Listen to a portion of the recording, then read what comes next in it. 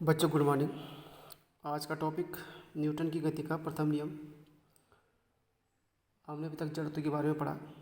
तो न्यूटन की गति के प्रथम नियम को जड़त्व का नियम भी बोलते हैं। जड़त्व का नियम भी इसको कहा जाता है।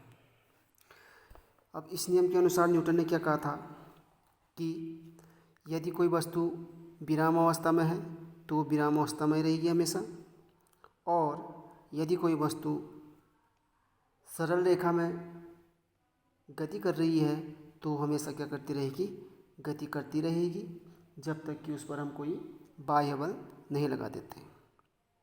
ठीक है, जैसे कि कोई पुस्तक है हमने टेबल में रखी हुई है, ठीक, अगर हम इसको कोई बल नहीं लगाते, अपने हाथों के द्वारा दूसरी जगह पर नहीं रखते हैं, तब तक ये पुस्तक क्या रहेगी, अपनी ही जगह पर रहेगी। चाहे हम इसको 10 साल बाद भी देखेंगे उस टेबल में रखी तो वैसी पड़ी रहेगी, क्योंकि हमने उस पर कोई भी बल नहीं लगाया है। ठीक है, अब यदि कोई वस्तु क्या चल रही है सीधे, जैसे फुटबॉल है, फुटबॉल पर हम किक मारते हैं तो धीरे धीरे क्या बढ़ती है, आगे की ओर बढ़ती है। ये फुटबॉल जो है आपको आगे की ओर हमेशा बढ़ती चलती रहेगी, एक सीधी रेखा में चलती रहेगी, जब तक कि हम उस पर कोई बल नहीं लगा देते, नहीं तब तक रुकेगी नहीं। यहाँ ये अलग बात है कि यहाँ पर पीछे की ओर क्या लगता है, घर्षण बल लगता है, उसके कारण से फिर भी क्या होती है, ये इसी कारण से क्या होती है, फुटबॉल आगे जा कर के कहीं ना कहीं पर क्या हो जाती है, रुक जाती है। दोनों कंडीशन में क्या है कि इस पर भी हमने बल लगाया तो दूसरी स्थिति में जाएगी, अगर इस पर हम बल लगाते हैं तो ये भी दूसरी स्थिति में जाएगी, क्योंकि ये पहली अवस्था में क्या कर रही है, चल रही है। ठीक है, तो न्यूटन की गति का जो प्रथम नियम है वो हमको क्या बताता है कि ये पहले तो बल की परिभाषा को भी देता है और जड़त्व को भी बताता है। बल की परिभाषा का मतलब ये है कि बल होता क्या है कि जब हम किसी वस्तु पर क्या करते हैं, बल वो बाह्य कारक हो जाए तो किसी वस्तु की स्थिति में क्या करता है, परिवर्तन करता है। ठीक है, इस पुस्तक को हम उठा रहे हैं, ये पुस्तक विराम अवस्था में रखी दूसरी जगह पर रखेंगे तो क्या बल हाथों की तरफ बल लगाना पड़ेगा, यानी प्रथम अवस्था से दूसरी अवस्था में इसको हम ले गए, यानी कि क्या हुआ, बल वो बाह्य कारक है जो क्या करता है, किसी वस्तु की स्थिति में उसने परिवर्तन कर दिया है। पहले स्थिति ये थी, अब क्या है, दूसरी जगह पर चलेगी तो स्थिति वो बन जाएगी।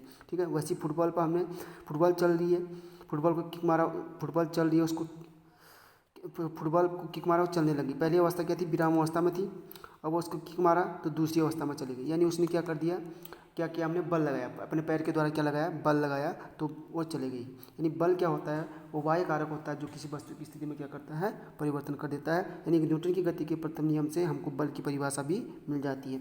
जड़त्व का नियम इसलिए बोलते हैं क्योंकि ये जड़त्व के बारे में बताता है कि जड़त्व क्या होता है कि जब यदि कोई वस्तु आपकी जैसे विराम अवस्था में तो विराम अवस्था में ही बनी रहना चाहती है, यदि क्या है वो गति की अवस्था में तो गति की अवस्था में रहना चाहती है। ठीक है, जैसे ये पुस्तक क्या विराम अवस्था में है तो ये विराम अवस्था में रहना चाहती है। अब हम इस पर कितना बल लगाए कि ये उठ जाए, ये दूसरी अवस्था में चली जाए, तो दूसरी अवस्था में जाने के लिए हमें क्या करना पड़ेगा, जड़त्व का जो जड़त्व है वो भी क्या करेगा, विरोध करेगा। ठीक है, तो जड़त्व की माप हम किससे करेंगे, द्रव्यमान से, तो उसी के बराबर हमको क्या लगाना, बल लगाना पड़ेगा दूसरी अवस्था में, ये तब जाएगी ये वस्तु। ठीक है, तो न्यूटन की गति का प्रथम नियम हमको क्या बताता है, जड़त्व की परिभाषा, जड़त्व के बारे में बताता है। दूसरा गति के जो बल है उसकी परिभाषा भी देता है, उसके बारे में भी बताता है। ठीक है, यानी यदि कोई वस्तु विराम अवस्था में है तो वो विराम अवस्था में रहेगी, और यदि कोई वस्तु क्या गति की अवस्था में है तो वो गति की अवस्था में ही बनी रहेगी, जब तक कि हम उस पर कोई बाह्य बल नहीं लगाते हैं। ठीक है, तो दूसरा है संवेग। संवेग यानी मोमेंटम, संवेग को मोमेंटम बोलते हैं। ठीक है, संवेग जो होता है किसी गतिशील वस्तु का संवेग जो होता है उसके द्रव्यमान इंटू वेग का गुणनफल होता है, यानी संवेग, संवेग यानी द्रव्यमान इंटू वेग, द्रव्यमान इंटू वेग का गुणनफल क्या होता है, संवेग। इसको हम पी से डिनोट करते हैं, तो पी बराबर एम इंटू वी। ये क्या होगा आपका, अगर कोई वस्तु गतिशील नहीं है तो ही भी जीरो है तो क्या हो जाएगा, संवेग आपका जीरो हो जाएगा। इसीलिए हम क्या बोलते हैं, किसी गतिशील वस्तु का संवेग क्या होता है, उसके द्रव्यमान और वेग के गुणनफल के बराबर होता है। ठीक है, इसका मात्रक जो होगा द्रव्यमान का क्या किलोग्राम, वेग का क्या होगा मीटर पर सेकेंड, यानी क्या हो जाएगा पी बराबर किलोग्राम मीटर पर सेकेंड, क्या होगा इसका SI यूनिट होता है। ठीक है, इसको हम,